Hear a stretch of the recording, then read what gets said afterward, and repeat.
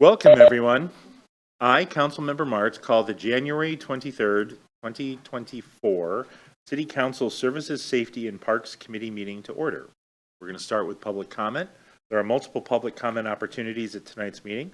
There is a general public comment opportunity at the beginning of the meeting, or you can make comments after the presentation and council question and answer period on each of tonight's agenda items. Members of the public may address council at this time in person or virtually. Those who signed up in advance to make comments will be called on first. If you are joining us virtually and would like to make comments, please raise your virtual hand. Do that if you're on the phone, press *3. If you have joined by computer or smartphone, look for a hand icon. This varies by device. One option may be to go to the participant panel and choose the raise hand icon in the lower right-hand corner. If you are in the room and did not sign up, I will ask for other speakers before closing this portion of the meeting. I will wait for a moment to see if anyone raises their hand virtually or otherwise. Clerk, has anyone signed up to speak or indicated a desire to speak this evening? Realize I left the sign-up sheet in the lobby. Is anyone here wishing to speak under audience comments tonight in the room? Okay. Oh, thank you, Amy. Okay, it doesn't look like we have anyone in the room. We have 2 virtual attendees. There was quickly a hand raised, but it looks like it's been lowered. So no one appears to wish to comment at this time. All right. Well, as a reminder, written comments can be submitted at any time to citycouncil@issaquah.gov. Next, we will move to approval of the minutes. I would move to approve the minutes. Second? Motion has been moved and seconded. All those in favor say aye. Aye. Opposed? Abstentions? That carries 3-0. First up on the agenda tonight is ID 1556, Updated Economic Development Plan, presented by Jen Davis Hayes, our Economic Development Manager. Good evening, council members. My name is Jen Davis Hayes with the City of Issaquah, and I'm the Economic Development Manager. And tonight we are joined by my team, Juliana De Cruz and Farrell Antonio, as well as several several economic vitality commissioners. And we have worked very closely actually with the Arts Commission too for this project. So good to see everybody here tonight. And so with the economic vitality commissioners, raise your hand here. So we got plenty of them here. Chris Richley will be presenting a couple of the slides, so he'll be speaking for the commission, and we're really excited to be here today to talk about this Economic Development Action Plan, which is an update of a strategic plan that we did in 2015. It's a draft plan, so we still have some minor edits we're still going to do, including I was working with Stephen Padua today, our long-range manager, to insert some information about the connection to the comprehensive plan. But overall, it's a really great project. We put a lot of work in last year, and so we'll go through what that plan looks like.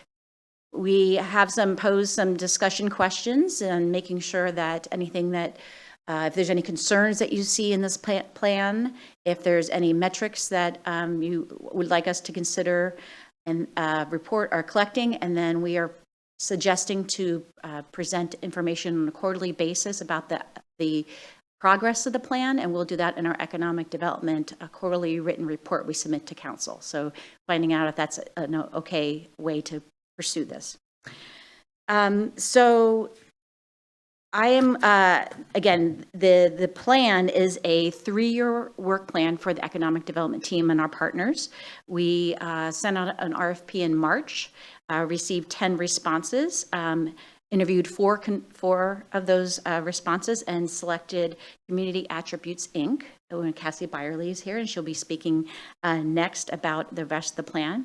But as we went through why we were doing this, again, we know there were a lot of changes that happened in the business community because of the pandemic, and it's continuing to refine how people do business. And so we wanted to continue that support and also incorporate the learning we had from that.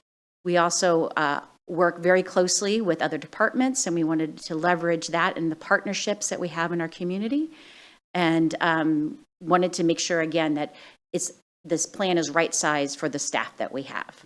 So I'm going to pass it over to Cassie right now, and she'll talk about the project timeline and more details about the plan. Good evening, everybody. My name is Cassie Byerly. I'm a project manager for CAI. We kicked off this work in May with the city, and we wrapped up the bulk of our analysis and our strategy development in December. And you can see here these kind of color bands getting into the types of activities we did to support this work. We had a robust stakeholder engagement approach.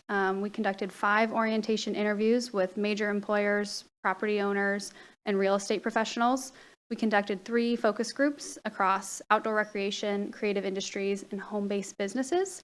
We did 2 surveys, one with a resident focus that had 145 responses, and a business survey that had 41 responses. Jen and her team did a lot of work on their own.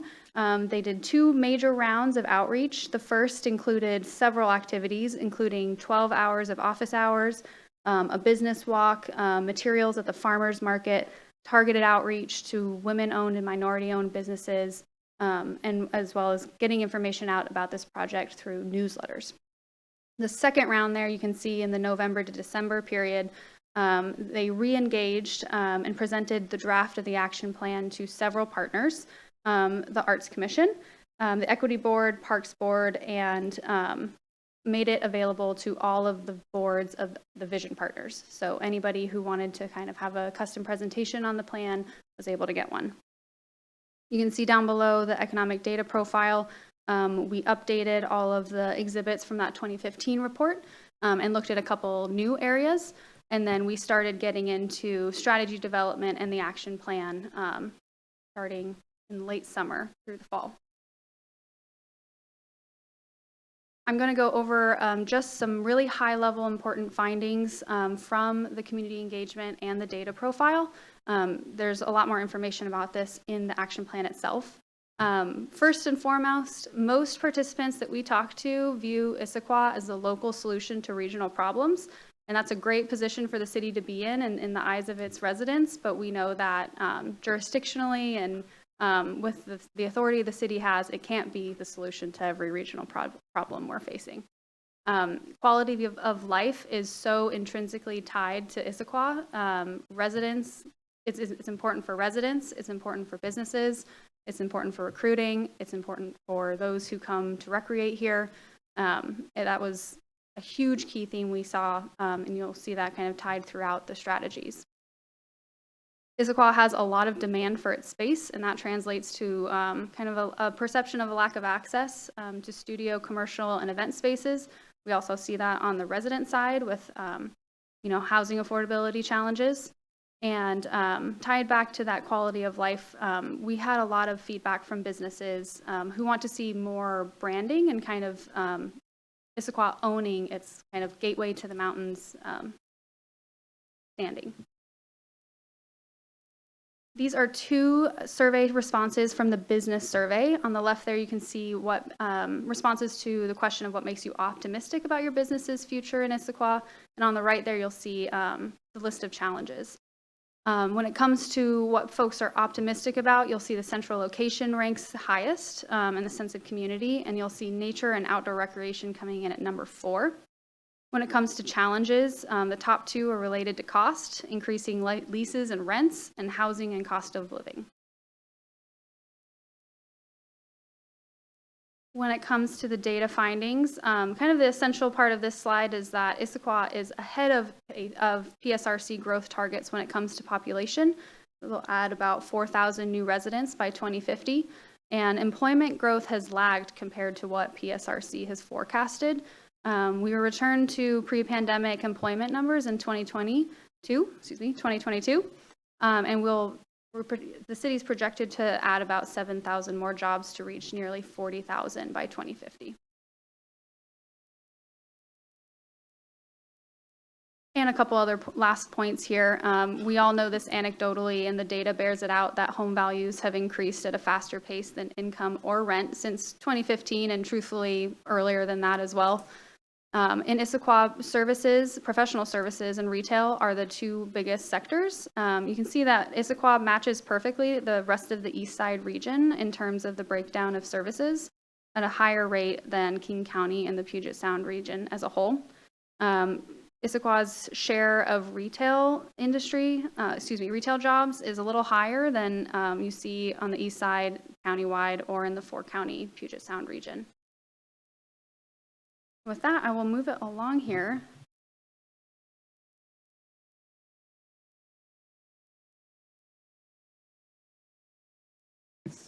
Good evening, council members and fellow commissioners and the public. My name is Chris Richley, Economic Vitality Commission Chair. Thank you guys for your time tonight. As you can see on this slide, now you're going to get into the pretty much the gist of the vision statement and the mission statement itself. The EVC took an engagement and put the engagement that we had with the different commission partners that we had through the arts commissions, the meetings we had with the planning committee, the meetings we had with the different, ourselves and our committees, and basically took the engagement input and data findings into the account when developing the vision and mission statements. The Economic Vitality Committee, our commission created the vision statement with a longer term timeline, which looks at the mission statement as focus of that 3 years. We didn't want it something that was going to be like short term. We wanted it to be more of a vision statement that's going to catalyze us into the future. We want to move forward. We want to continue to grow. We want to continue to show that success, and how we're going to grow. We wanted to reiterate the city's work will continue on many fronts, not specifically called out in the mission statement. We felt that it was important to explicitly call out the focus areas themselves. Next slide. Oh, Actually, I have a question before you move on. In the vision statement, tell me what you feel the word dynamic in this context. I feel dynamic is something that you think about when, we want it to be more of attractive. Dynamic as far as, how should I put it? We have no access to businesses, right? So we want to make sure we want to attract businesses that want to be in Issaquah, that are going to, be charming with us, also inclusive, dynamic with us in a way that shows that they're going to be about the future. They're not just coming here just to be here just to say, hey, we're going to fill a spot because we heard Issaquah has no access, but now we have access. We want a longevity. We want more dynamic businesses that are going to want to grow. Their employees are going to want to live here. They're going to want to live here. They're going to want to also be to the future success of the development plan and the city themselves with the revenue that's coming in, and also just the overall community development on that. So dynamic in a whole holistic way that way. That makes sense. Okay, I think so. Thank you. Okay. Any other questions on the vision and mission statements? Okay.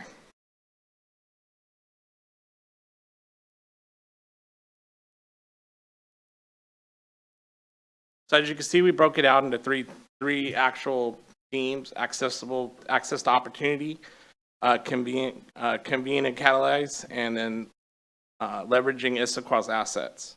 We felt that these three themes actually drive that dynamic piece of it, right? When you think about, access to opportunity, we want to serve all our local businesses. We want to address inequitable access to opportunity. We want to also improve the city's services and access to them, improve the regulatory environment.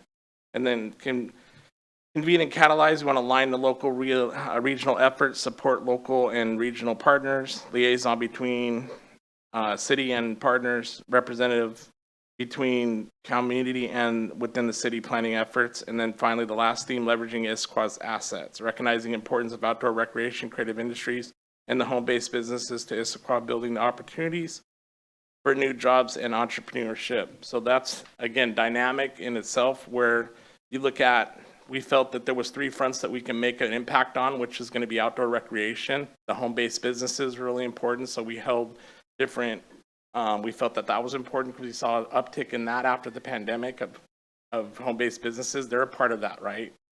We also wanted to look at the creative arts district, right? Downtown Issaquah is known for their creative arts and the creative dynamic environment that they have there. So it's something that we sought the different arts commission opinion about. We went to the equity inclusion team about. So these themes came based on that. But thank you. You will be available for questions later too, of course. So, and I think I looked over at Christy Garrard, who's an Economic Vitality Commissioner, was in the subcommittee who helped to write the vision and mission statement. And as you know, words, we had so many different words there. And I think for me, the dynamic talks about innovative inclusivity, and that we're willing to change as things change. And so, but part of it is seeing, something that maybe a business may read that and feel like, oh, this means this to me, but it's something positive. So within these themes, I'll just go over these quickly. I'm not going to read all these words, but we do have goals and then action items underneath them, like any plan. And the access to opportunity, I really say this is the meat and potatoes or the poke bowl or whatever of our economic development. So this is the Juliana and Pharrell going out and doing business retention visits. This is responding to calls when people ask about space or city process information.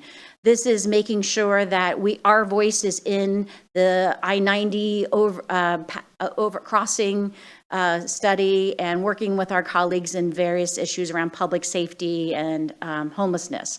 And also making sure that we are watching trends and collecting data and adjusting to that. So this is really kind of economic development at its core. One of the things we are trying to focus more on in this is making sure that we build relationships with organizations that have some trust with underrepresented populations currently. So that's one thing that we know that we can improve on, and so that's called out specifically here. My mouse is a little fast, sorry. So for theme 2, we really recognize that the city has an important role to play to bring people together, but we may not always be leading the effort. So people in our engagement talk, we want more events. Well, we have our vision partners who do some events. So how do we facilitate that? How do we encourage people to other partners? How do we support them to hold those networking events? How do we make sure that we are getting that information back and forth from the community? So hosting like the Business Leadership Forum and other opportunities. And one of the things that we want to ensure as well is to making sure that we're out there and amplifying and supporting the things that are already happening, because that helps with the branding, it helps with the tourism efforts, it helps with businesses being aware of what's here and wanting to be here, and or if they're already here, taking advantage of the resources that are available. And then this is our theme 3, where for all of you who lived in Issaquah for a long time, outdoor recreation and creative economy is a no-duh, but we have never focused on trying to build that up from a business perspective.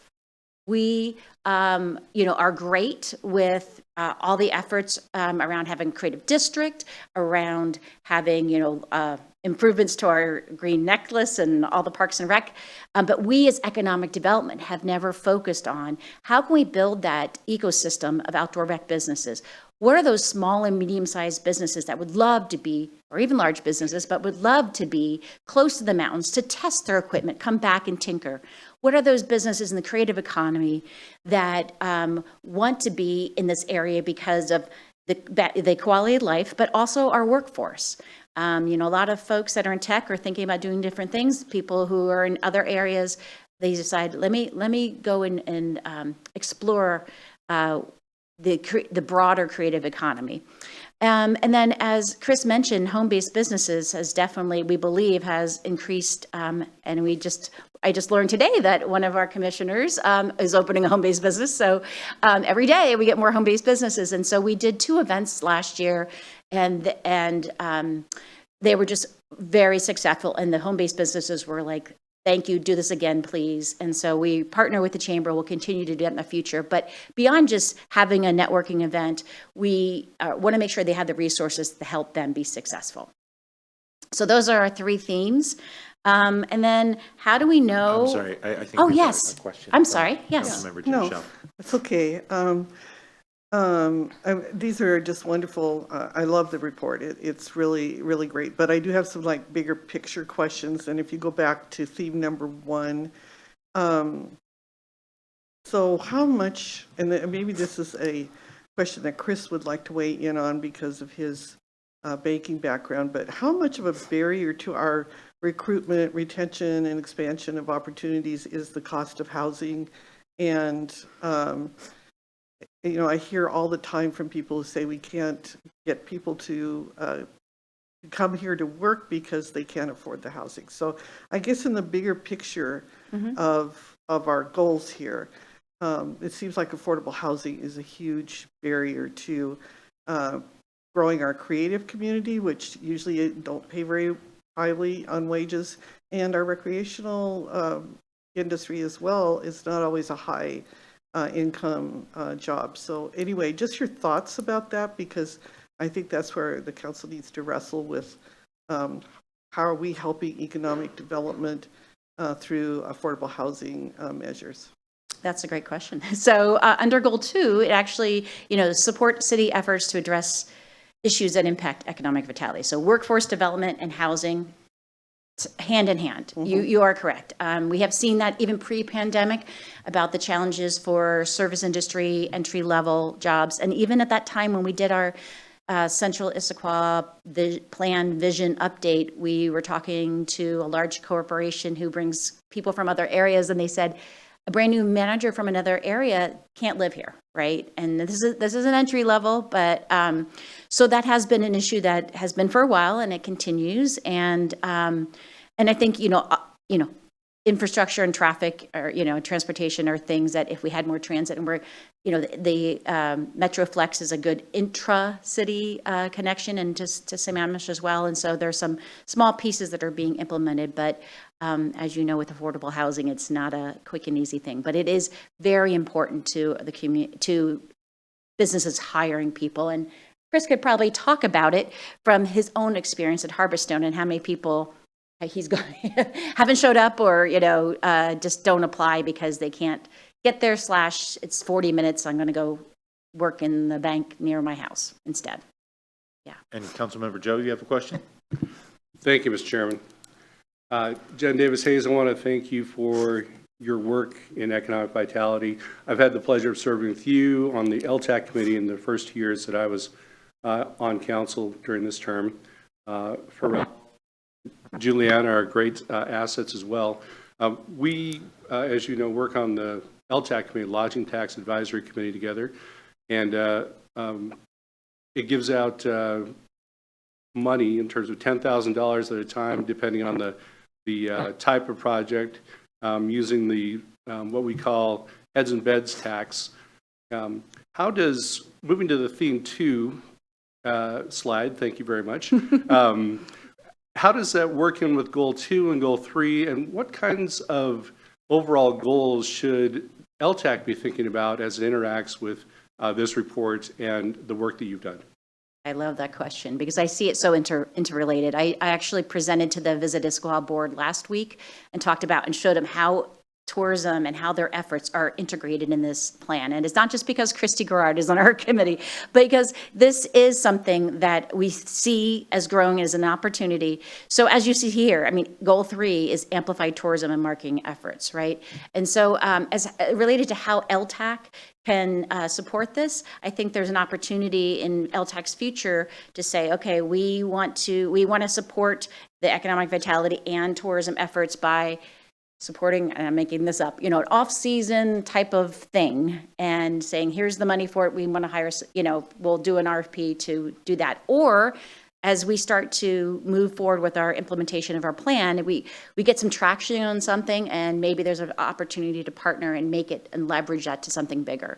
So a lot of the outreach that we've done is like people have lots of ideas, and so I know that my team is going to be spending the next 6 months poking at those shiny things to see which ones are actually shiny opportunities versus just shiny things, right? I think I messed that saying up there, but but anyway, so I think there'll be some opportunities that become more clear moving forward, and since LTAC's funding would be for next year, I think it's perfect timing. I think that's great, and there's a January 31st deadline for current applications. Is that correct? Yes. And 4 p.m. nonprofits that are interested in supporting tourism or getting support for their market efforts can apply through our website for those LTAC dollars. I've encouraged people, if they have a project, to reach out to the city. Great. Okay, so we'll just go to the last, I think, almost last slide of me talking.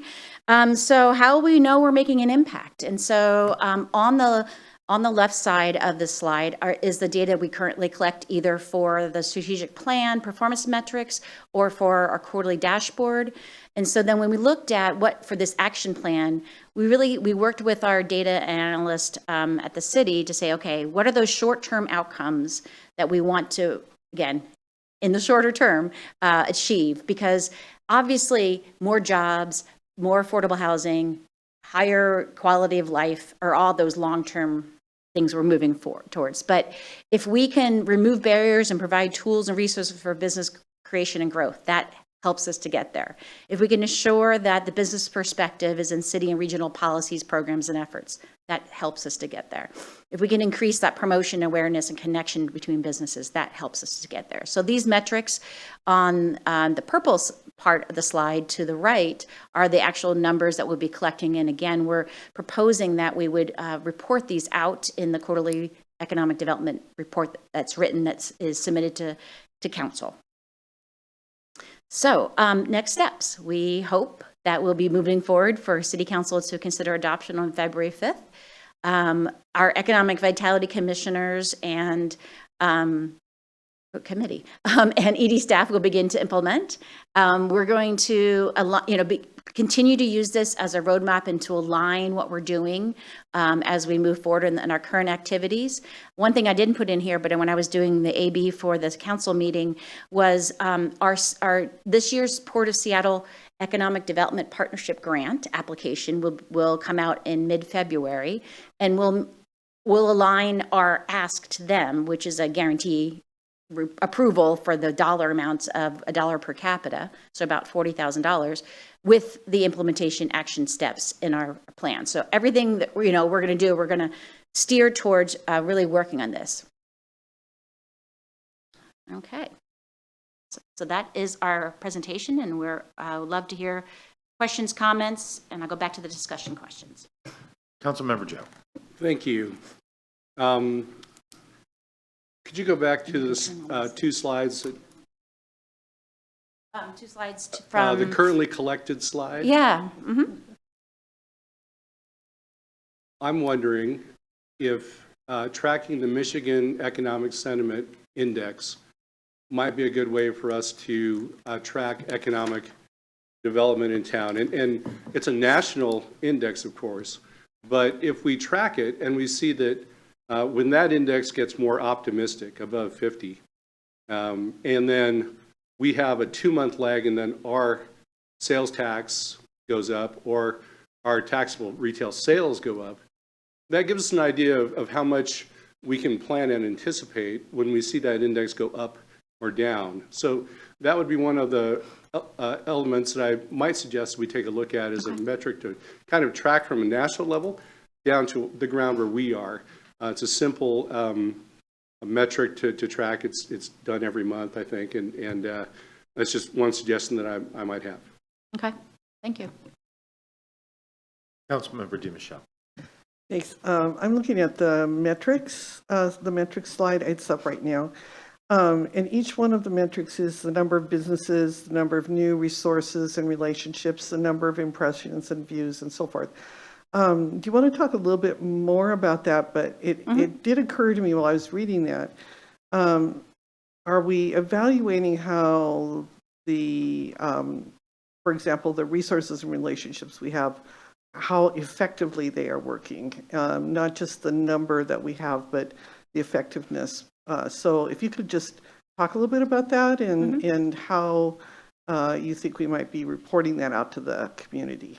Yeah, that's a great question. And again, we talked in the Economic Vitality Commission meetings, like, can we collect how much sales increased because of this? Like, no, individually, no. So one of the things that we as a staff are going to do is for every business interaction, almost every business interaction, maybe we're going to be sending out a simple 3-question survey. So did you get your question, and this is not the exact 3 yet, but did you get your problem, not solved, but answered? Was there, how was that experience? Is there anything else that you want to, learn about, basically? So we'll have a little bit of that data to say that, what that relationship is. I think the other thing is, right now, we don't have relationships, as I mentioned, with community-based organizations. When I say formal relationships with community-based organizations to serve our underserved populations. And so those increases, while they're, that's why it says new resources and relationships. As we build those, we will then also look at how to measure those.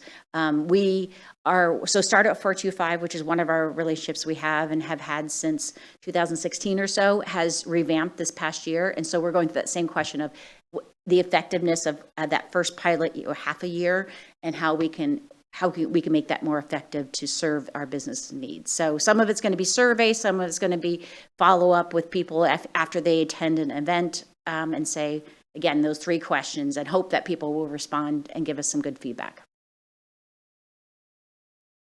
So a couple questions. So our 2015 plan was actually intended to be a 2015 to 2018 plan. Have we effectively been without a plan between 2018 and now? So what happened was, because we were going through our citywide strategic plan for the first time in 2018, we said, let's do that. And then in 2020, we're going to do an ED plan update. And then now 2020. I don't know what happened then. I was tired. Yeah, so that kind of, that's why now we're catching up. So it was not intended to just ignore, but it just happened to be the timing, because it made sense, because there was all this conversation already happening around social and economic vitality. Yeah, and it sort of comes to the next question that I have, which is the currently collected metric.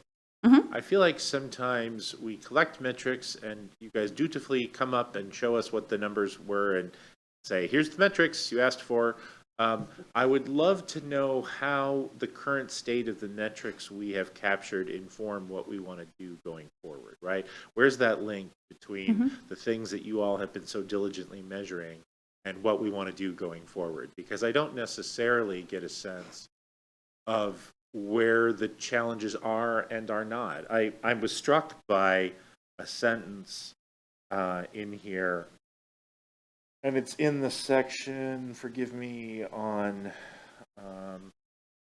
apologies, it is this section on key findings, one of the key findings. Business participants describe the need for more mid and large businesses to round out the business community in Issaquah, and suggest efforts to fill large empty office spaces and shift some existing commercial spaces to capture medium and large size businesses, potentially through site improvements and financing, right? So that caught my eye. We have since 2015 added REI as a major employer. We've also lost some Microsoft as a major employer, right?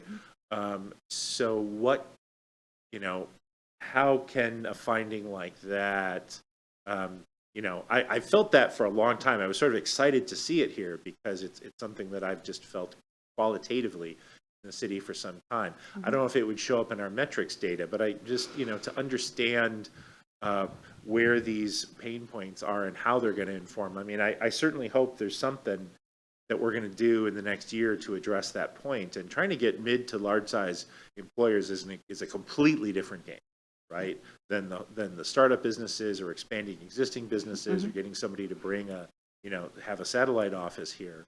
Getting a CEO to plant 2,000 to 5,000 employees in this city is a whole different game involving a completely different skill set.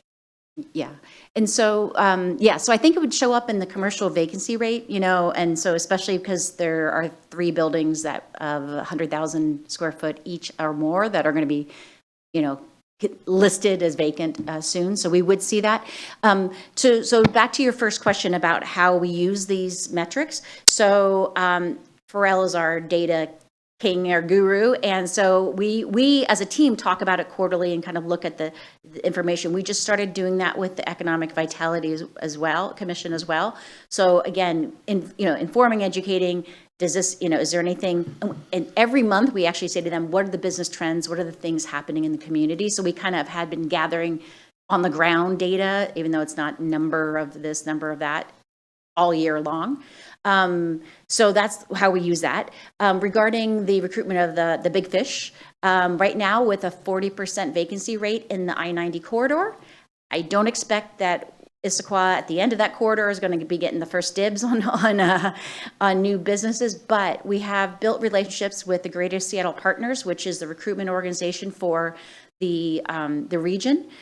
Sorry, I'm not sure I understand. You're saying the whole corridor, including Bellevue and Mercer Island? And The I-90, that's how The they, corridor, yeah, and I think it's to Factoria, but it may be including Mercer Island, but it's not downtown Bellevue, but they say the I-90 corridor is how has they a classify. 40% vacancy rate. Okay. So our Greater Seattle Partners partnership, actually last November, they hired a site selector firm who works internationally and nationally we did a dry run of what would we do if a business came and, walk through a PowerPoint and do the presentation and go. We actually went to 90 East, now called the Park with a Q, to do a tour. So we have those as our teammates. We're paying for that membership and actively involved in that. So they are going not into Auburn, into Kent to find businesses. They're going across the country and across the world for that. So there may be some things that happen to that. But as we also are in communication with the brokers, and constantly, if there's a business that ever looks like it might be of interest that we read about or hear about, or somebody gives us a tip, we'll go after that. But really, the broker, for instance, of some of those places said, we're gonna have a plan, and so basically, when we have a tenant that looks like is interested, we're able to then do some improvements according to what they need exactly, and be able to do what we need to do to get them to land that. But I talk to the broker probably every month or 6 weeks about, is there anything going on there, any bites, and nothing so far. So there's multiple angles we'll do that, but we as personal team of trying to recruit, like you said, a 5,000 employee company will probably not happen like that, but we're planting seeds lots of places. Because that 40% vacancy rate is actually an opportunity, right? So 2016, I was council president, Mariah Batiste was deputy council president. We were both working for companies that were looking for new corporate headquarters, right? And both companies looked hard at Issaquah. Both of them had CEOs that were in the general vicinity, and Issaquah didn't have anything that worked for either of our companies. So we wound up going to Bellevue. Yeah. And so I hear that 40%, and it's like, yeah, I get that things are a little slow, but it also means that for for the right CEO who wants to have big beautiful mountains in their backyard, we have opportunities that we didn't have 8 years ago. Yes, and some of those may be REI vendors, and this outdoor rec thing isn't just about the small businesses, but there may be some larger businesses now that REI has this as their base camp. So yeah, you're right. It's it's also the struggle for retail businesses or for other types of businesses where there isn't that space, which we reflected that. Sorry, one business goes out of business, which is bad, but then another business, there's 3 businesses ready to try to get in there. So. Other questions right now? Thank you.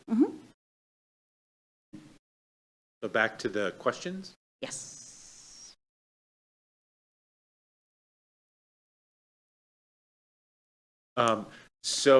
This is the point I had mentioned earlier, that we would take subsequent public comment if people were so interested, at the point where we switch over from sort of the informational to the decision side of each topic. And we have reached that point in this topic. So I will open again the opportunity for public comment if anybody is so inclined today. Not seeing anybody in the audience. Clerk Easer, is there anybody online that wishes to speak on this issue? Looks like we have 4 virtual attendees, and virtual attendees, if you'd like to make comments this time, please raise your virtual hand or send a chat to the host. Doesn't look like. All right, so we will move into the discussion point.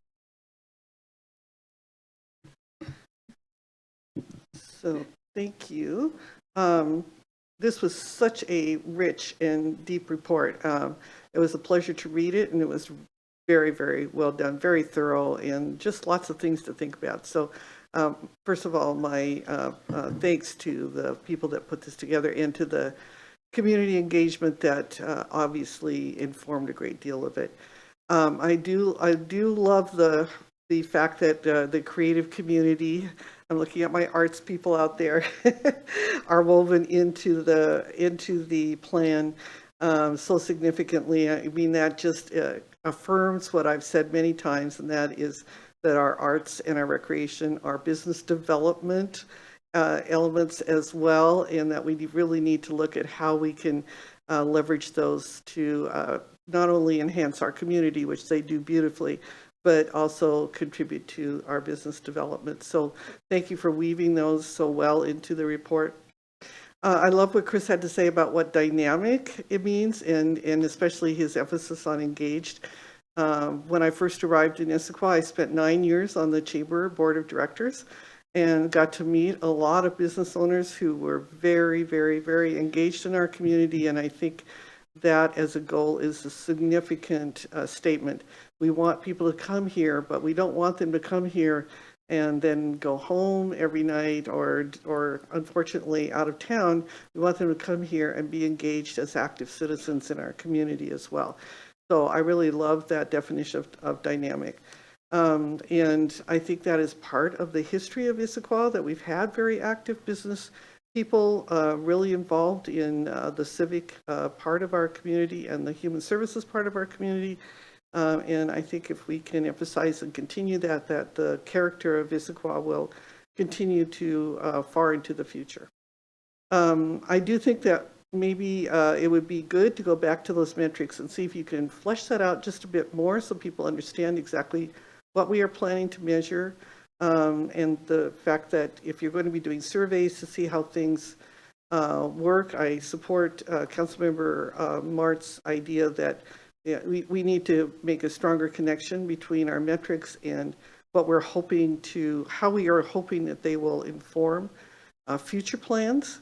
But overall, I was just really thrilled with this. I think it was one of the very best reports that we've had, one of the very best plans we've seen this year. So thank you so much. And I think that concludes my comments, if I don't think of anything else to say. Thank you. We can always go back to second, if you so choose. Councilmember Joe. I would just give a second to my colleagues' great comments there. I won't repeat them. I just want to impart that I'm so impressed. This is a 3-year plan. As Chris talked about and mentioned during his comments, it's not just a 1 year, we're going to do this and then we're going to put it on a shelf. Also, it's not one of those plans where your team has said, we've expended all of our energy and we're tired, we're not going to do anything else. Your team is not one to sit on their laurels. It sounds like, and we'll see it every quarter, of course, that your team is continuing to go out to businesses and reach out to businesses, reach out to new businesses, and create partnerships with our regional characters? Our regional players out there, that's a better word for it, to make sure that we're working and rowing in the same direction, so to speak. I really like the fact that you're bringing out that we have 28,700 jobs here right now, but by 2050, we should have 39,500 jobs. It's another 10,000 people working in Issaquah that we need to manage, accommodate for, make sure that they have good support, and your department certainly is off to a good start to support those businesses in their endeavors. I certainly appreciate that. I look forward to the reports every quarter, and I hope that you and your team, with the support of all of the partners here in this room and in our city, can achieve some of its lofty goals. Thank you. So one of the advantages to having been on the council for a while is you see recurring themes, right? This is even giving the gap that we've had since 2015. This is probably the third or the fourth major restart on economic development in the city. And there's an amazing amount of great data in this report. I was just stunned at some of the stuff that I saw. There's really interesting housing data in there, right? And showing the breadth of housing types that we've got now that we didn't have when I started on council in the beginning of 2010. And in some ways, things look really rosy. This Exhibit 10, inflow and outflow of East Side cities. In some sense, oh look, we have the same inflow and outflow. Things are balanced, but of course we know that what I said in 2010 I think is still generally true, which is that most of the people who work here can't afford to live here. That's probably even more true than it was. And most of the people who live here can't work here, and that's gotten better, but it hasn't gotten better at the pace. I feel like we've made huge progress on housing and breadth of housing. We haven't maybe made the same progress on the jobs front. I came in and I said I wanted to focus on workforce housing and living wage jobs, and that living wage jobs piece has been slower and harder as we have seen incredible growth in Redmond and Kirkland and above all Bellevue. So I'm still a little stymied. I want to see us have the same kind of progress on living wage jobs that we've had on the housing front, successes that we have had there. And our ratios are a little bit better. We have Costco's immense development. We have a business hotel, or two really, that we can use to help the business infrastructure. But I'm just eager to see, this is again going back a ways. We have restarted things before. I'm not exactly sure what's going to be different this time around. I see good integration with our boards and commissions. I know that this council and the administration see eye to eye on a lot of things strategically, so I don't expect there'll be a lot of problems if you show, down the road, if you use this to propose programs during the budgetary process. I would imagine that, especially if it's anchored with those metrics that we talked about, you'll have a receptive audience. But I do have, with that 14, 15-year time horizon, I do see how it's been a challenge to get the kind of jobs. I myself would like to work here in town. I would like to not have to drive to Kent, which is a very long drive. So I'm all for it. This is a step in the right direction. But that's the challenge. It has proven to be a more, I think, intractable problem than the housing. So, but I like the plan, and I think it's generally headed in the right direction. I'll ask: are there other economic development metrics that should be considered? Councilmember DiMichele. Yeah, I don't think there are others that need to be. I would just like to see those, the expanded explanation, and as Councilmember Mart said, connect those to future planning. But I think the areas that you've chosen are the right areas. I just think we need a little bit more information in the plan about how that's going to be done, in my opinion. Thanks. Councilmember Joe. Just the tracking metric, the Michigan sentiment that I mentioned earlier, it may not be the right one. I'm sure you're going to research those a little bit and figure out if there's a more reasonable one that gives better information, but that's what I'd like to see. Mine would be around this large employers and what progress have we made other than Costco and REI around mid to large employers? Are we having more success around 100, around 50, around 25 employers? What's that histogram of, number of employees here? I would love to see how we're doing on those larger employers. I guess would be the big. Is the economic development quarterly report sufficient for progress reporting? I love that quarterly report. I sent Jenna an email congratulating her on the last one we received. I think it's more than ample. It's an excellent report. So I'm very, very happy with all of the things. And just hats off, not just to Jen, but to other members of the department with what a tremendous amount of work you get done each quarter. I don't think the public has any idea about the amount of work that's being done out of your department, but it is amazing. So anyway, I'm A+. It is my grade. All right, Councilmember Joe. I think quarterly reports are great. I would encourage in the reports to toot your horn a little bit. If you are meeting a metric under one of the goals, make sure it's highlighted and spelled out so the council can see where the progress is being made in your work. Thank you. All right, and I don't really have anything to add to those great summaries, so I will ask if you have everything you were looking for out of this item. Thank you, Chair March, members of the committee. So the next step is to take it to the City Council. We think there's lots of good information here. Would you like to see a presentation on regular business with this? We would, I think, Yes, try please. to tailor it a little bit. Is there anything, it sounds like there's a lot of interest in the metrics, so maybe we'll peel off some of the middle part of this and spend time with the council on the metrics. We've heard from other council members they don't want to see complete repeats of committee presentations at full council, so we'll make those adjustments. So we'll put this on for February 5th regular business with the presentation.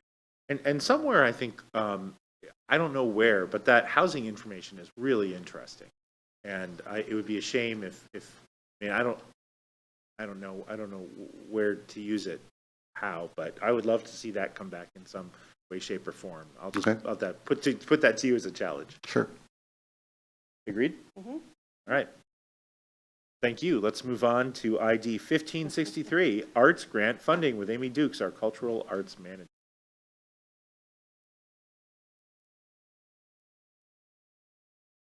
And were you here when I started in 2010? I think you maybe were. There.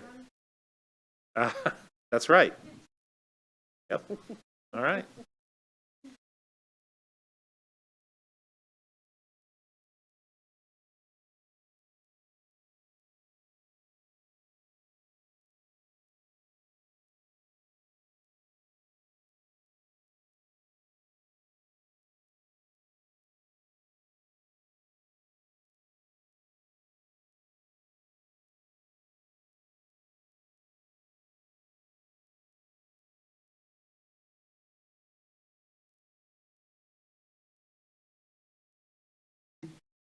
Okay. Thank you for having me here tonight, council members. I'm Amy Dukes. I'm the Cultural Arts Manager for the city, and I am here tonight to present to you the 2024 Arts Grant recommendations from the Commission.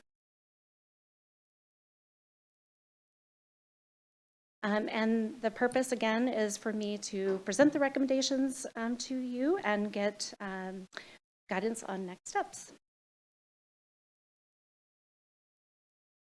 So just to give you really quick background on the Arts Grant Program and its purpose, the program is really intended to provide meaningful arts engagement opportunities for our community, for residents, for visitors, and to celebrate our community's cultural diversity, to help contribute to our creative and vibrant arts community.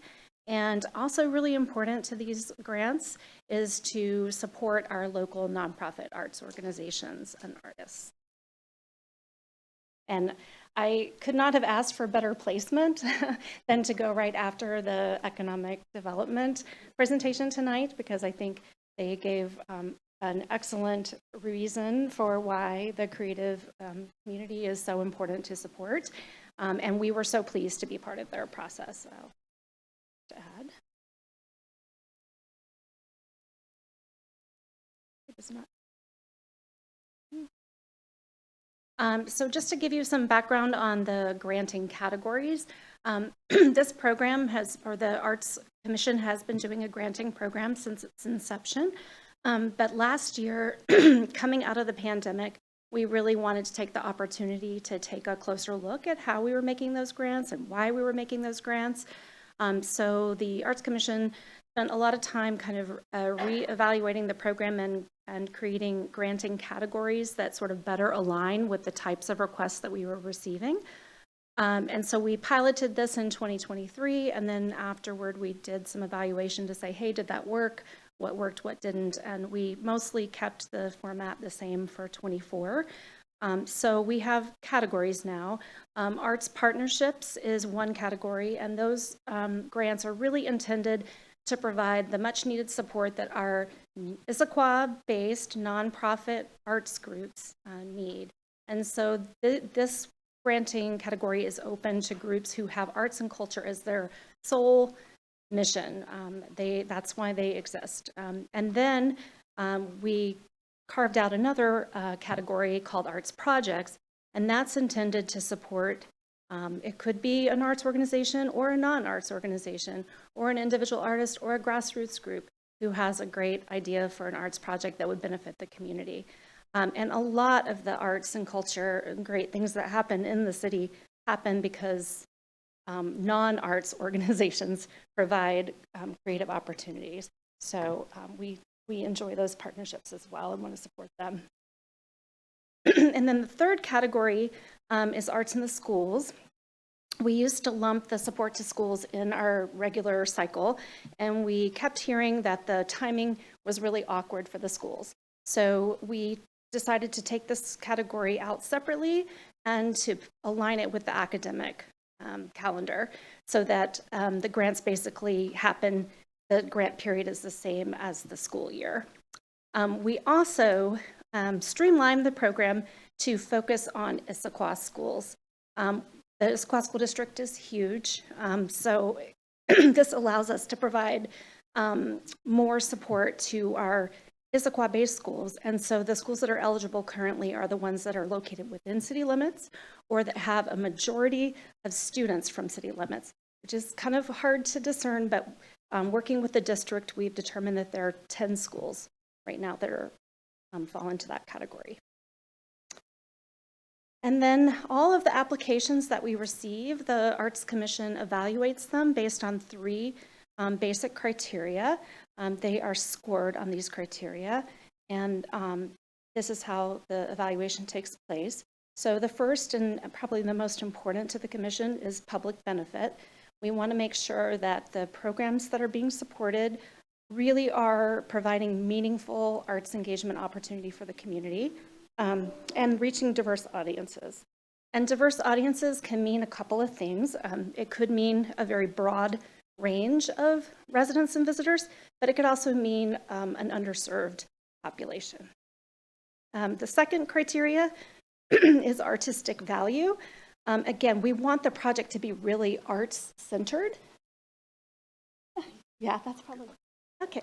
Thank you, Lily. So we really want art to be at the heart of the project, not an afterthought, not we're doing an event and we want to throw a band over here. We want it to provide really meaningful arts engagement for the community. And then the third criteria is feasibility and managerial capacity. And this is one way of saying we want to make sure the project is really going to happen. Because if we fund things that aren't going to happen, then it strands money and doesn't allow other things that could happen. And we want to see that there's community buy-in, involvement, and just that the project is realistic, the budget that's tied to the project is realistic. And that one is challenging sometimes for our applicants. Thank you. And I should think it now. So included in the packet was a list of the applications that are being suggested for funding by the Arts Commission. Just to let you know, the Arts Commission did use those 3 criteria to score all the applications.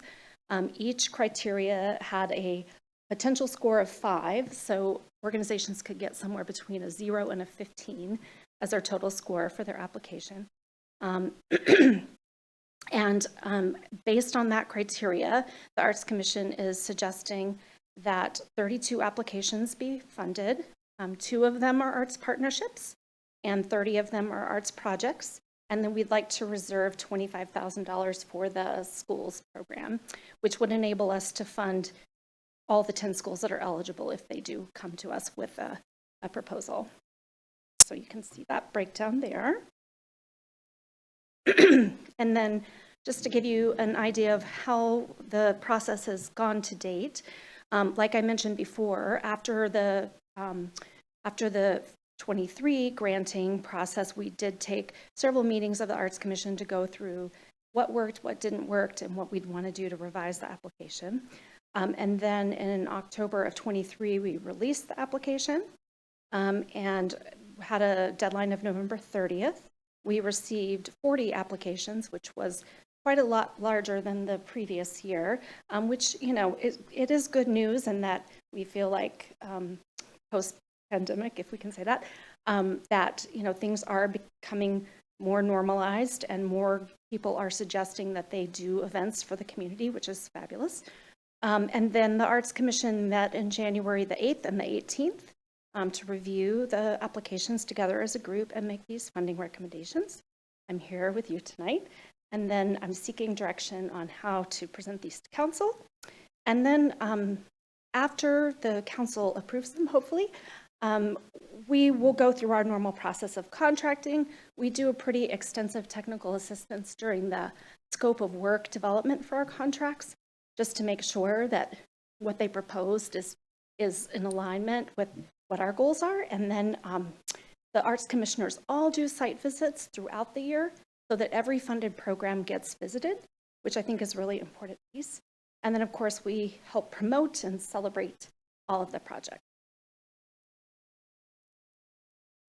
So again, I'm here just to seek direction on how you'd like to move these forward. And I can put up the list of all of them if that Please do. help.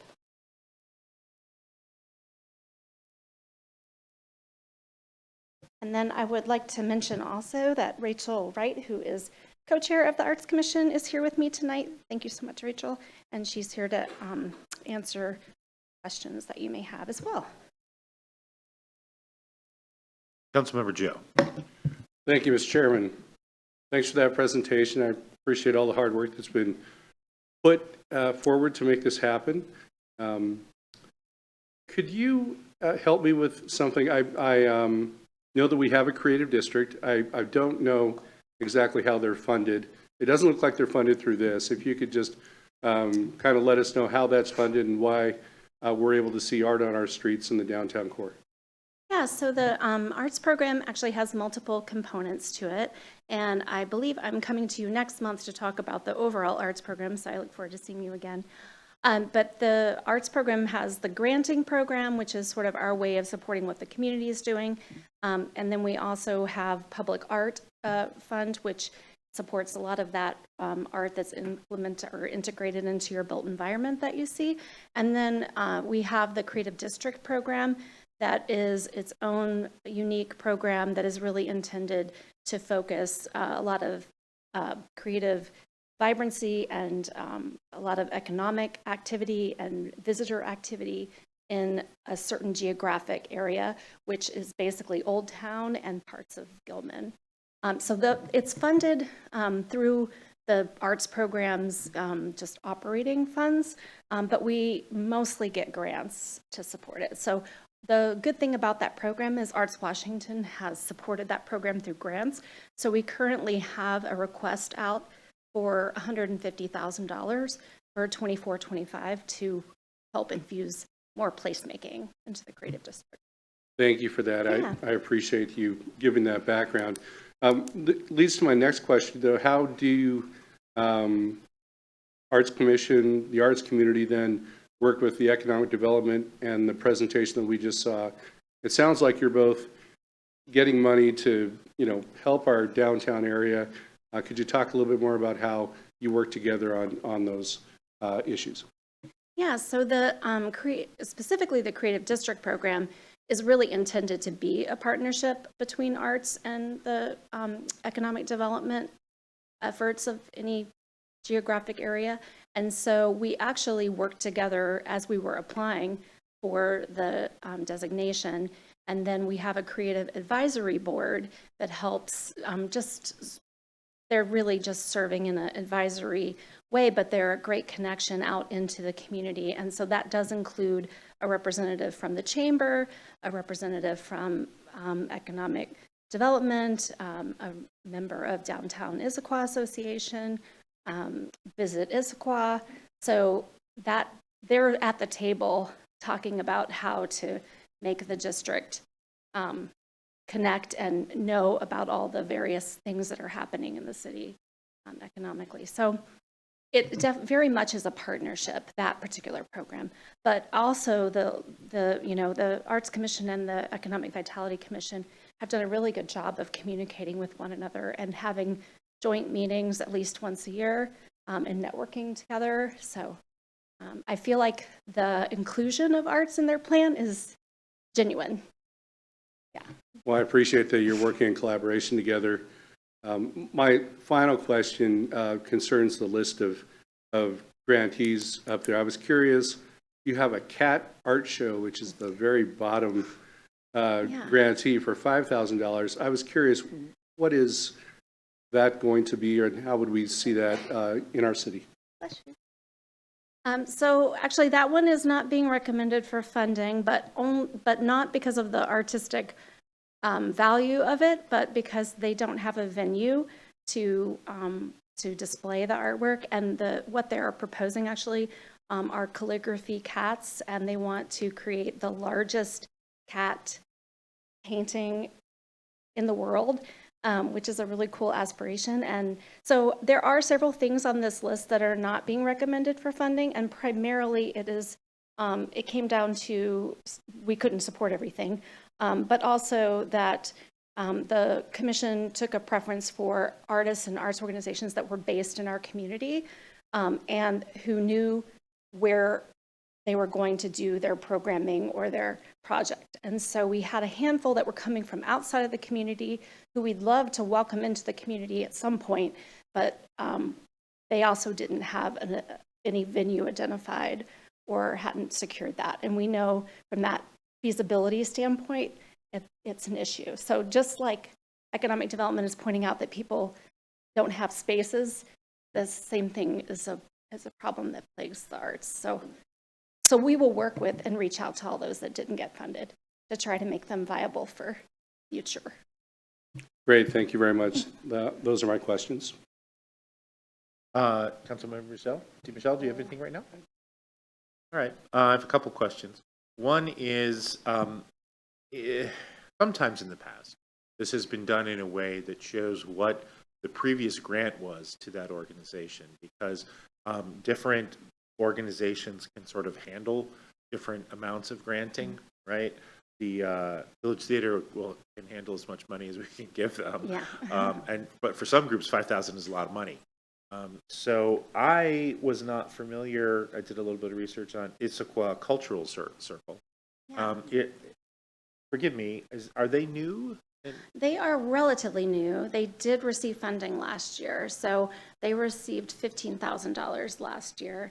They proposed more projects this year, but they're a great example of an organization whose mission is not solely arts and culture based, but they use arts and culture as a tool for engaging new residents to the community, for reaching out to other cultures. One of the things that we have funded for a couple of years with them prior to them formalizing as an organization, they put together the Day of the Dead celebration. So that is a great example of a community partner that's providing really great community arts engagement that is not an arts organization. But yeah, their funding is fairly similar to last year. And so this is not a big lift compared to last year. Correct. Yeah, okay. And their overall program as an organization, their overall budget is quite large actually, because they provide lots of other services. Got it. So the engineering nerd in me looks at these amounts requested versus the recommendation and notes that generally speaking, they fall into two categories. Generally, it's either they requested an amount and they got nothing, or they requested an amount and they get somewhere between 50 and 100%. But there's one exception to that, which is actually Issaquah Historical Museum, which is requested $20,000 and the recommendation is $8,500. Can you, there must be a story there. You might want to chat about that one. So they are new to this funding program iteration. They, in many years past, had come to the Arts Commission and received funding for arts kind of projects. This year, they did apply as an arts partnership, meaning a nonprofit Issaquah-based organization that has arts and culture as its core mission. So we did have a bit of a debate among arts commissioners about what does arts and culture mean, and is the history museums an arts and culture organization? And everyone agreed ultimately that it was, if we're using that sort of large definition of arts and culture. But the operating budget of the history museums is around $200,000, of which $85,000 is a contract for service with the city.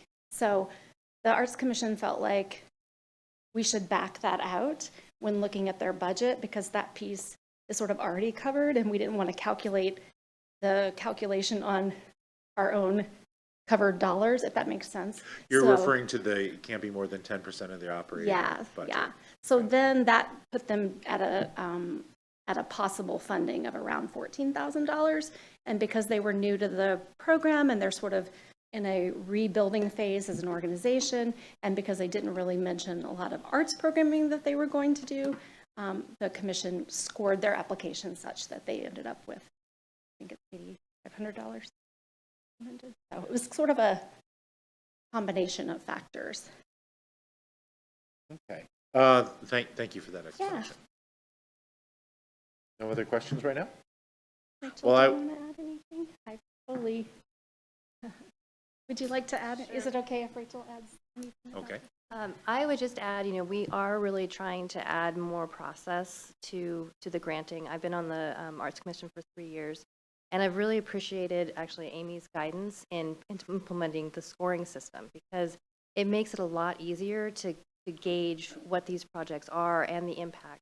I think the transparency around it is really important. So even I would encourage that next year we make it more transparent, and in the ranking process show where these organizations and projects scored, both at the individual levels and the aggregate, because I think it makes discussions around things like operating of, it may be a great project, but if we have a candidate that's coming in from outside of Issaquah and they're saying, we want to do this programming and we'll find a space, and we know if you haven't done your research and you don't really understand the budget and haven't really worked with people on space, it's an extreme challenge, and it probably means you're not going to get a space. So I think in that sense, we want to try and make it transparent of why something didn't make it through, and then also try to, in the terms of like economic development, actually incubate the programs to say we can be sort of a matchmaker to say maybe it didn't work this time, but we can help you get with another organization.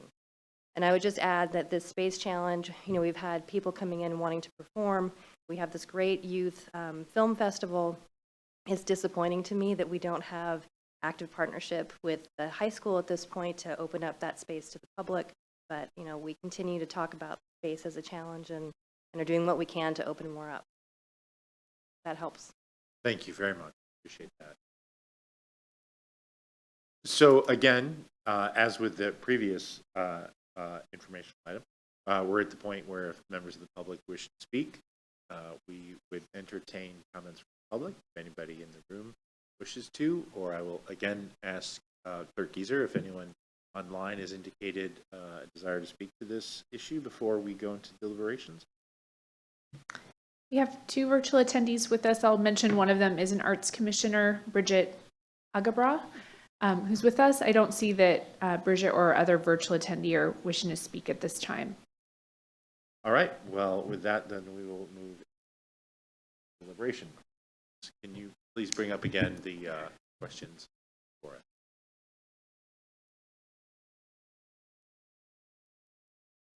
Helps It's to underneath focus our. underneath bar.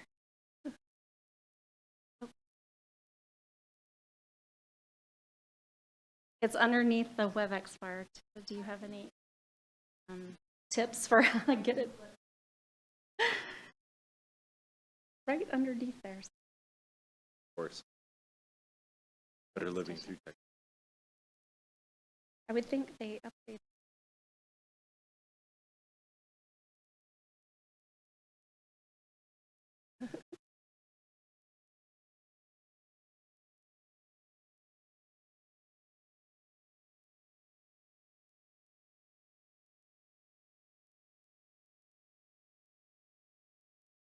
All right.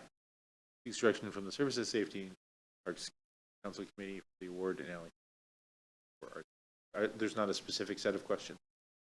No, it's just, you have the recommendations before you, if you're Sorry. passing it on to the council. All right. Chair Councilmember- Martz, excuse me, I do just see a member of the public raised their virtual hand. It may have been they were delayed in finding that. All right. Well then, public comments are an important part of the public process. We take them seriously and factor them into the decisions we make. During audience comments, members of the public are invited to address the council regarding matters that are directly related to city programs, projects, services, or events. Anyone from the public who wishes to comment will have the opportunity to do so. Please direct comments to the whole council, or the committee in this case, and not individuals. While this is not a question and answer session, we will contact you to follow up if needed. When recognized, unmute your microphone. For virtual attendees, state your name, address, and relationship to the city, e.g. resident, property owner, business owner. Speak clearly and pause frequently, and limit your comments to 5 minutes. If you are attending virtually and do not respond after your name or phone number is called, or if your connection is lost unexpectedly, the meeting will need to proceed. You are encouraged to rejoin the meeting if able. Written comments can be submitted at any time. I mentioned that before. Personal attacks, obscene language, derogatory remarks, and disruptive behavior such as shouting, booing, clapping, stomping feet will not be permitted. If the speaker is out of order, the presiding officer will direct the speaker to return to his or her seat, or for virtual attendees, may direct staff to mute their microphone. If the speaker does not comply, the presiding officer may take a recess to restore order. Interruption to the meeting occurs and order cannot be restored, the presiding officer may proceed to use one of the options provided for in RCW 42.30.050 to ensure orderly continuation of the meeting. Again, public comments, written and verbal, are an important aspect of the public process. The city takes comments seriously, and we thank members of the public for taking the time to address us during this meeting. Clerk, can you please identify the first person who wishes to speak? Yes, Corby is this the speaker, and Corby, I've made you a panelist. You should have the option to unmute and can choose to turn your video on.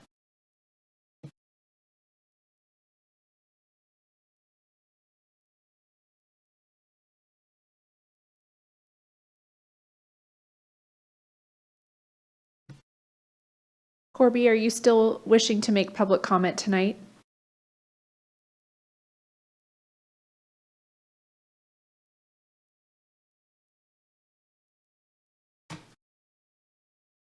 Well, as we said before, if Corby, if you can reconnect and indicate clerk that you wish to speak, try to take your comment. Chair, if you give me one more moment, let me try unmuting. Okay, Corby, last call here. I've just unmuted you if you'd like to make comments. Okay. Nope.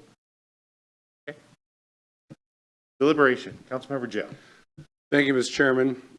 Again, I appreciate all the hard work that the Arts Commission has done, and I'm fully in support of the grant list that's there, and I do wholeheartedly approve or support the comments that were made in terms of adding a kind of objective review standard and transparency to the process as well.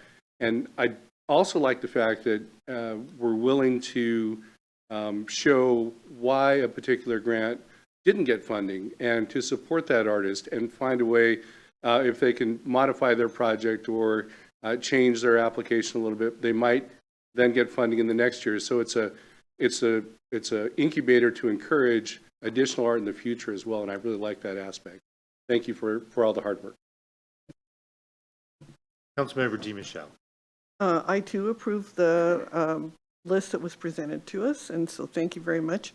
I served on the Arts Commission for 12 years, so I really liked your summary of the discussion because going through the grants allocation, and I really like the new categories you come up with and the more transparent scoring methods.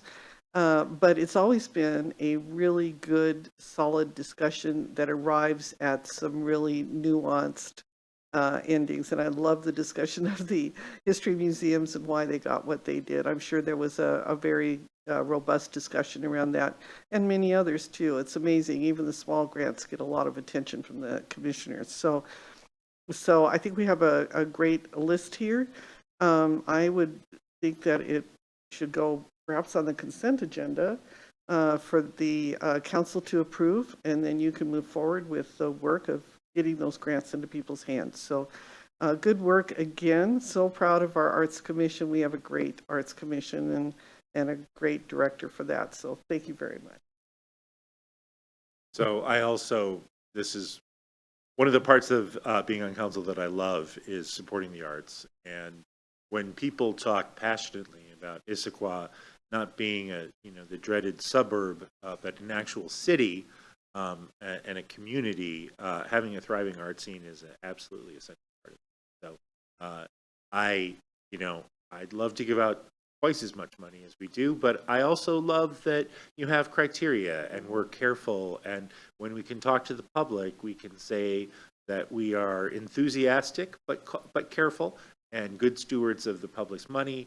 And I know it's wonderful how for some of these organizations $5,000 makes a huge difference. So our ability to contribute to that is just great, and I continue to hope that as we heard earlier, having a great art scene is up there with our natural environment as one of the advantages to folks being here and businesses being here.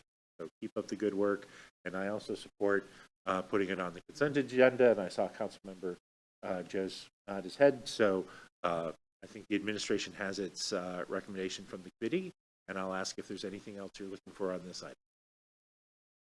Thank you so much for your comments, and I actually look forward to coming back soon to tell you more about the overall arts program, but thank you.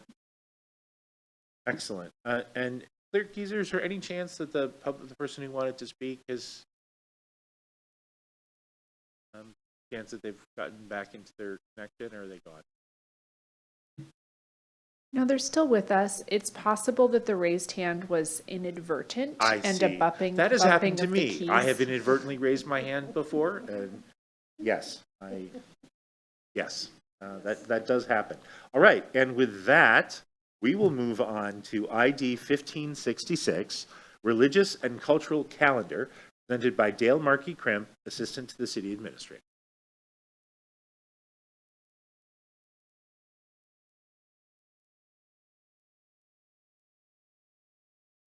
Good evening, council members, committee members. My name is Dale Markey Krimp, and I am the assistant to the city administrator. And I'm so glad to be here tonight to discuss the cultural and religious calendar with you. I am a new face attached to this item, but a very eager face to be attached to this item. The purpose of our time together tonight is twofold. One is to provide an update on the 2023 calendar implementation, the pilot implementation, and the second is to collect feedback from you all ahead of permanentizing this calendar ahead of council consideration, hopefully next week.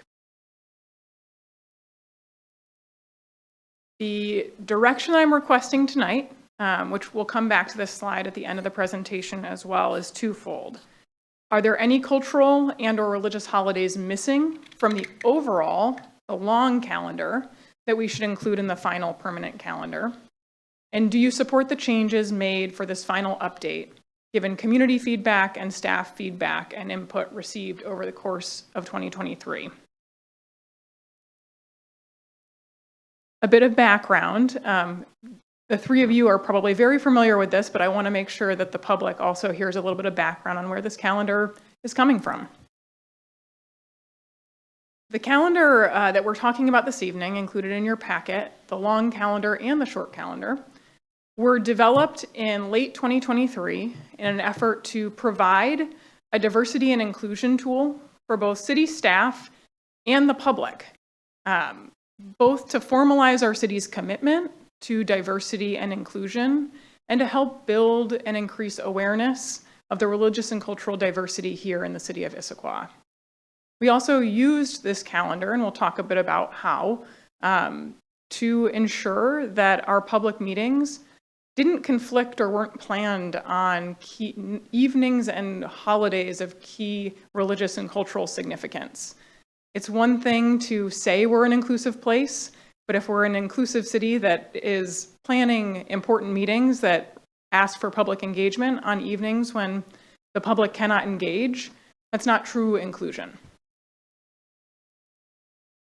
In developing this criteria, which was this calendar, which was spearheaded by our human services team, the team used 3 different criterion in doing that. Because, as we know, there are nearly an infinite number of holidays that could be on any calendar, and to make sure that this was a calendar that was truly about the city of Issaquah, there were 3 criterion that were used. 1, priority was given to holidays that pose significant work restrictions and therefore would limit community members' ability to participate in public engagement. Consideration was also given to the demographic representation here in the city of Issaquah, holidays celebrated by Issaquah residents. And lastly, consideration was given for holidays that provide an opportunity for individual and community reflection, for education, for increased awareness and deeper understanding, to build connection and empathy across our community. After this calendar was developed, it was taken by the city and implemented in a piloted fashion in 2023. This implementation had 3 major parts. One was a sharing of the calendar, the full calendar, both with staff and with the public. The second part of implementation, which I'll talk about a little bit more as well, was that there was a shorter prioritized list that we called the utmost importance or utmost significance list that was used in year-long scheduling of public meetings and was shared also on the city's website. And then, as I'm about to share about, we had 3 main teams within our organization that spearheaded implementation of the calendar. So what did that implementation look like? We'll start with the city clerk, who's here with us tonight. And so the city clerk, the 2 main ways that the city clerk carried this calendar forward in implementation in 2023 was the inclusion of the utmost significance holidays, that shorter list of holidays with significant work restrictions in the planning of public meetings, and inclusion on the city's website calendar. So as you are on the calendar, I know I like to go and search City of Issaquah City Council meetings. That brings me to a calendar, and I can know when City Council meetings are happening, but also when events around the community are happening. That utmost significance calendar, that shortened list, those were included in that city calendar. And then the team hustled. They hustled to make sure that there were no conflicts, no public meeting conflicts with those days with significant work restrictions of the utmost significance for those community members here in Issaquah, in addition to days where City Hall is also already closed, so federal holidays and city holidays. You can see on the slide here, and data was shared in the memo as well, this meant moving 5 city council or council committee meetings. It also meant moving a number of board and commission meetings. Given, I think the space constraints have also already been mentioned tonight in other presentations, but given the number of boards and commissions and the spaces that we have across the city for those public meetings, you move one, it often times means moving another. And so we didn't collect an exact number, but there were a number of meetings that had to be moved, even though that shortened list is only 15, 16 additional days. Another main implementer of the calendar is our communications team. Our communications team, after this the calendar was resolved in pilot form at the end of 22, they took to sharing the holidays broadly with the community as they came up through both Twitter and Facebook. And if you were lucky, you saw some of these come across your social media. They also created a web page on the city website that displayed the calendar and also provided an opportunity for members of the public to provide feedback, and that'll come in handy as I'll share in just a little bit. And lastly, our human resources team and our executive team, who went about doing exactly what we intended with this calendar, which was sharing it internally with staff as a tool for equity, inclusion, and diversity.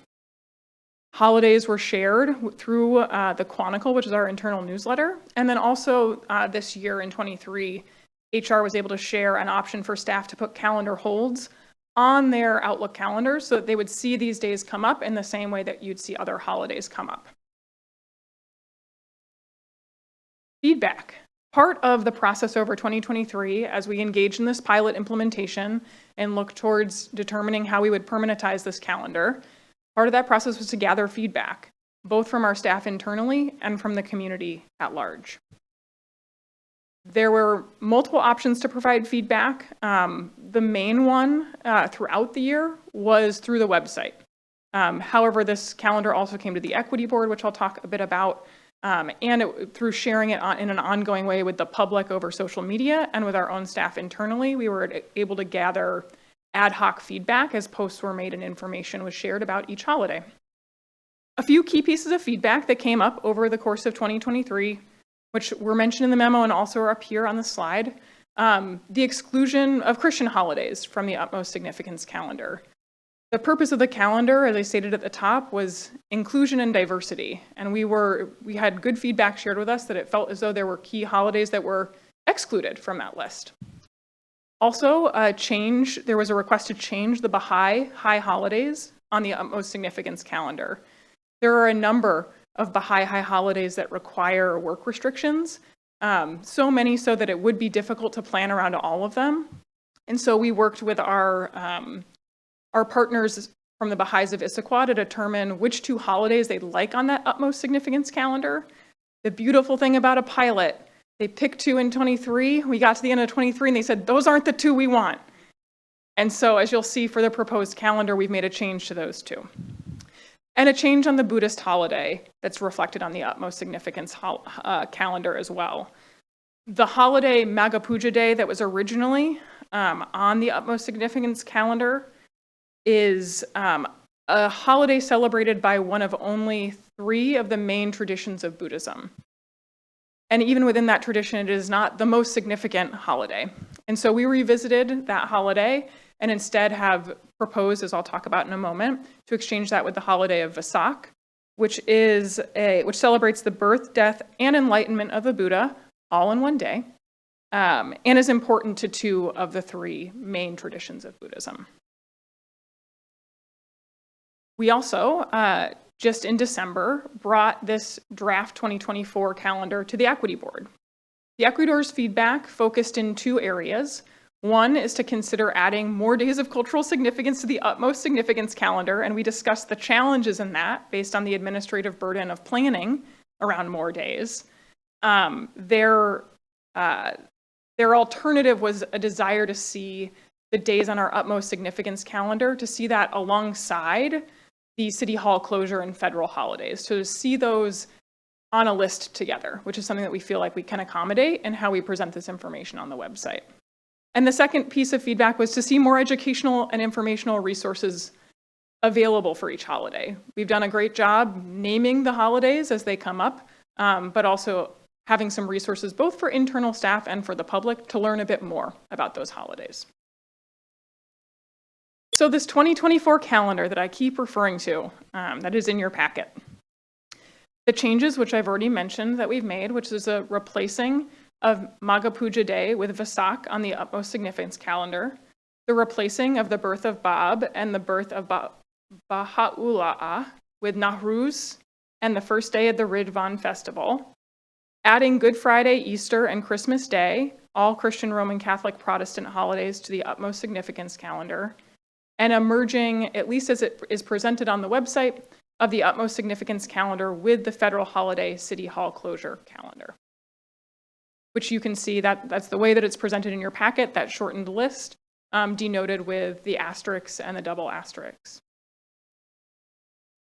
Some options here. I have a question. Absolutely. In the same way that we were trying to optimize the major schools of Buddhism, did we see or were we asked about any differences between Sunni and Shia Islam holidays? That's a good question. We didn't receive any feedback either on that, and so it wasn't something that we pursued too deeply. I can look into that specifically for the Islamic Muslim holidays that we have on our calendar already. I was just curious. I mean, if you didn't hear any feedback on it, you didn't hear any feedback on it, that's fine. Okay. I just wondered if there was, because I believe they have some different major. But anyhow, fitting program. Thank you, Councilmember. Okay, the options. Option 1, stick with what we're doing. Make no changes. Don't implement any of the feedback we've gotten. Option number 2 is to implement the feedback, adopt the 2024 calendar, and review that calendar annually. And number 3 is to implement the feedback, adopt the 24 calendar, and engage in a formal review every 4 years. As mentioned in the memo, the administration recommends the third option here due to two main factors that I want to outline. One is that the sheer amount of staff time it takes to engage in a formal review of this every year is a lot. It's taken a lot of hours to make sure that we've gone through the motions of reviewing the entire calendar. It already takes, even without significant changes, to make sure that we've got the right dates. And we want to make sure that we can go about implementing some of the educational asks, informational resources. We want to focus on that, and we want to focus on not just presenting this calendar to staff and to the community, but also presenting the educational resources alongside that. 4 years also aligns with the term of our equity board members. This group has already given feedback on this calendar. We want to make sure that we revisit it when we have new equity board members, but also not to take too much time of their precious time as well to consult on something they've seen repeatedly at this point. And then the last, and I would argue in some ways the most important, is to simply not burden our community partners who we've already gone to repeatedly over the course of the last year and a half to ask them for their feedback. They have been incredibly generous with their time, their feedback, listening to me, responding to my emails. They know, and I will continue to foster those relationships, but rather than going back out repeatedly to ask for feedback on this, we'd like to hold off on that burden on our community for now. I'll walk through timing and next steps, then we'll dig into any questions. So the hope is that following from this time and getting feedback from this group, we'll be able to move this forward for consideration for City Council's permanent adoption. As I mentioned, while we might only engage in formal review on a 1 or 4 year basis, we will absolutely maintain the open lines of communication for ongoing input from the community, and we'll absolutely be collecting that feedback in an ongoing way and discussing it as a staff. With that, I'll bring up the direction requested for tonight. So are there any holidays that we feel are missing from the overall calendar? Do you support the changes that have been proposed from 23 to 24? And I guess this last bit that's not quite on here, of the 3 options, continuing with the 23 calendar, adopting the 24 calendar with an annual formal review, or adopting with a review every 4 years. I'd like to get your thoughts on that as well. I have a question before we get into the consideration on it.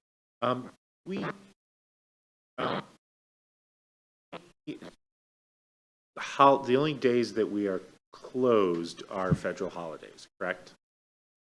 Yes, we have a couple technically city holidays that aren't federal holidays that we're closed for, but City Hall is not closed on any of the days that we have proposed in the cultural and religious calendar. It seems like I have seen or read, maybe I'm wrong, a move afoot in some places to make the Lunar New Year an office closed holiday in some places. We have such a huge Chinese population. Was that discussed, or was? And I realize once you do it for one non-federal holiday, you then have to have that discussion for others. But am I right? Nationally, there are communities that are starting to close on Lunar New Year in deference to their large Chinese population. You're not wrong that we know some school districts have done that. Largely, that's where where I personally in my own research have seen the biggest move. Is at the sort of K-12 education level. I've not seen too many state examples. Potentially, there might be, I want to say California is maybe the exception to that. It does seem like City Administrator Bob Quitz has a thought.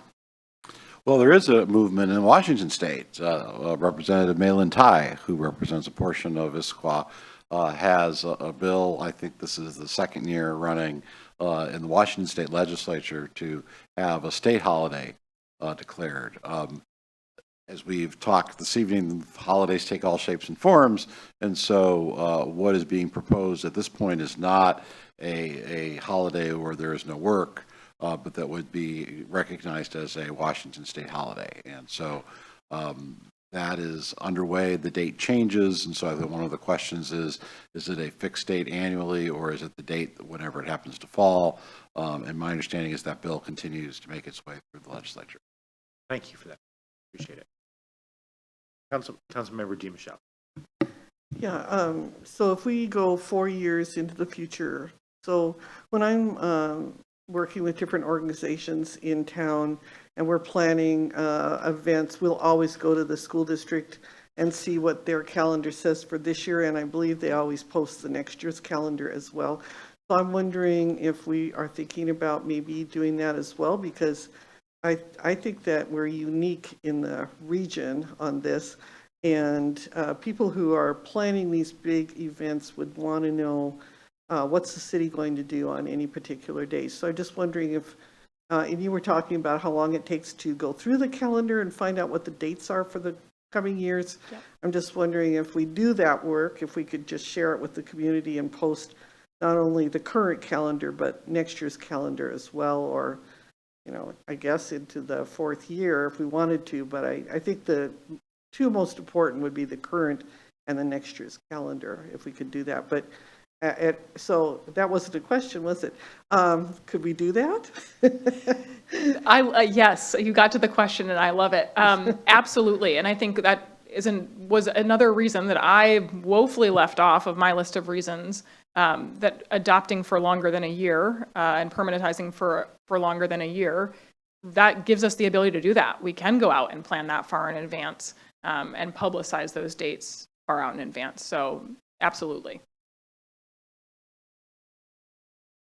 Councilmember Joe. No questions, thank you. All right, and I was something, but